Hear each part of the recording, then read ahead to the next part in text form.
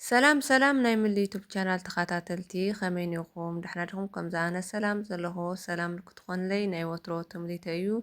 ክቡራት ተኸታተልቲ ማለት እዩ ቤተሰብ ለይኮንኩም ላይክ ሳብስክራይብ ላገበርኩም ቤተሰብ ኩኑ ቤተሰብ ልኮንኩም ላይክ ርእይቶኩም ኣብ ኮመንት ተቐምጡለይ ናብ ኣሕዋትኩምን ንኣዕርኽትኩምን ሸር እናበልኩም ክተተባብዑኒ ብትሕትና ይሓትት። እስካዕ ዝዓለት ዝያለ ተባባዕኩም ደሞ ብጣዕሚ እየ ዘመስግን። ብሳላኻቶም እየ ኣብዚ በቂዐ ክብለኩም ይደሊ።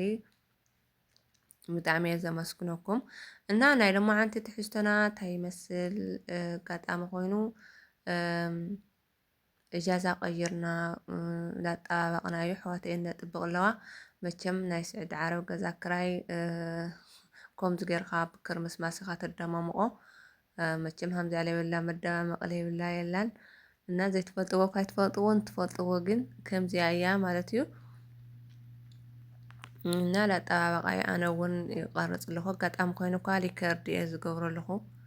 ኣጋጣሚ ርብሽ ድምፂ ስለለሎ ስኢለ ሪከርድ ብላዕሊ እየ ዝገብረሉ ኣለኹ።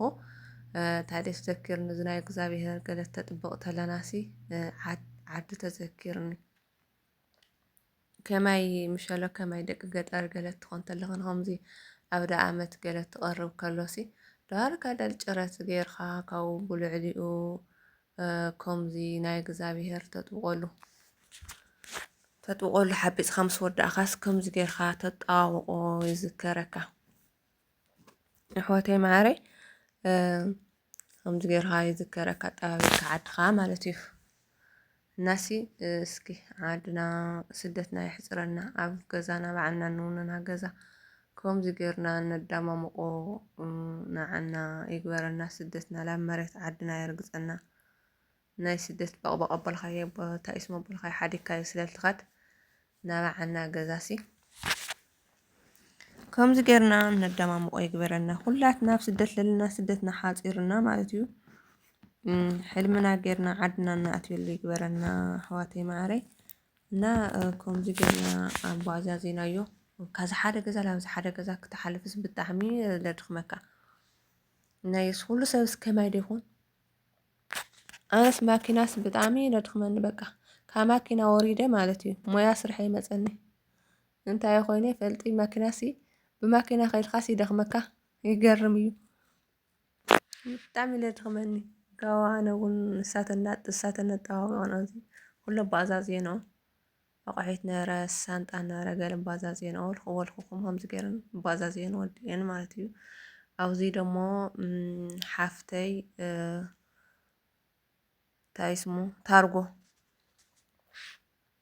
ታርጎ ሓዊላ ኣብለኩም ታርጎ ሓዊላ ላሸግሸግና እዩ።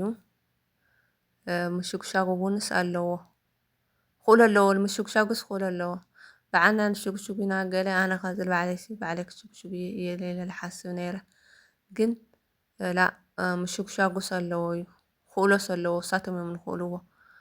እሳቶም ክሽግሽጉልካ እንተኮይኖም ቁርሺ ትኸፍል ኢኻ መስለኒ ቁርሺ ይኽፈል እዩ ክንደይ ቁርሺ ምዃኑ ከ ኣይፈለጥኩን ንእሽተይን ስለ ዝሸግሸግዎ ሸግሽግናዮ ኢና ፀኒሕና ኣጋጣሚ ኮይና ግን ኣይከኣልናዮ።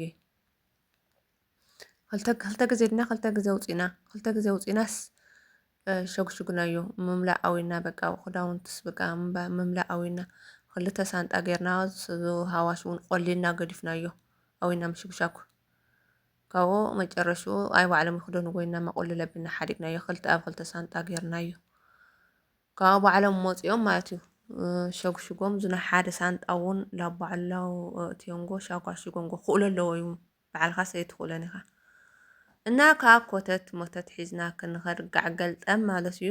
ከምዛ ጌርካ ዋላ ሓንቲ ሲስተር ሓንቲ ሃዋሽና ሓንቲ ሳንጣ እያ ሰዲዳ ከዚ ጎጠጥ መጠጥ ሒዝካ ትኸድ ከምዛ ጌርካ ምስዳድ ትሐሽ ኣጋጣሚ እኳ ተመሊሳ እያ እሞ ድሕሪ 3 ወርሒ እዩ ከኣቲ ኢልዋ ጥዑይ እዩ ዝሮ ዝሮ ምስ ኣተየ ነግረኩም እየ ምስ ኣተየ ማለት እዩ። ትሕውላል ትደልያ ሰባት ትኾን ዝክዳውንቲ ምስ ኣተየ ከም ፀልኽን ትሕውላት ደልያ ምንቲ ክትሕውላ ማለት እዩ ድሕሪ 3 ወርሒ ማለት እዩ።